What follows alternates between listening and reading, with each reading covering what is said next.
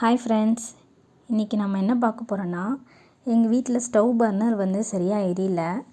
அது எப்படி நம்ம வெளியே கொண்டு போய் சரி பண்ணாமல் நம்ம வீட்டிலேயே எப்படி சரி பண்ணலாம் அப்படின்றத பார்க்க போகிறோம்.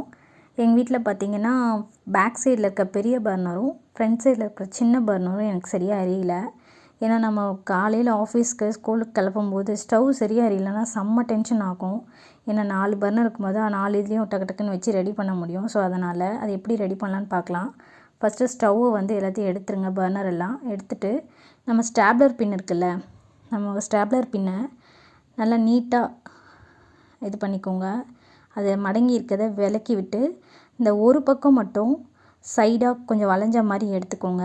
ஏன்னா ஸ்டவ் பர்னரில் கீழே இருக்கிற பைப்பில் நம்ம பால் சாப்பாடு பொங்குறது அதெல்லாம் பொங்கி அடைச்சிருந்துருக்கும். ஸோ அதை எடுக்கிறதுக்காக தான் அதை பண்ணுறோம். கட்டிங் டேரில் பிடிச்சிக்கிட்டு இந்த பர்னர் அந்த கேஸ் வழியாக அந்த வழியாக போகும் பைப்பு வழியாக அந்த பைப்பில் தான் நமக்கு அடைச்சிருந்துருக்கும். ஸோ அந்த பைப்பை அடைப்பு எடுக்கிறதுக்காக அதில் ஒரு ஹோல்ஸ் இருக்கும், ஓட்டை மாதிரி. அதை நம்ம எடுத்து விடணும்.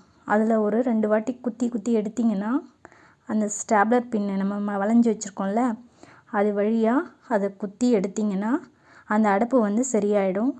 இது மாதிரி ஒரு 2 வாட்டி நீங்கள் குத்தி குத்தி எடுத்திங்கன்னா சரியாயிடும். சரி பண்ணிவிட்டு திருப்பி நீங்கள் இது பண்ணுங்கள், கேஸை திருப்பிட்டு இப்போ ஆன் பண்ணி பாருங்கள். உங்களுக்கு நல்லா எரியும். நீங்களும் ட்ரை பண்ணிங்க ஃப்ரெண்ட்ஸ். எனக்கு சரியாயிடுச்சு. இப்போ தான் ஏதோ நம்ம பெரிய இது பண்ண மாதிரி இருக்குது, ஃபீலாக இருக்குது.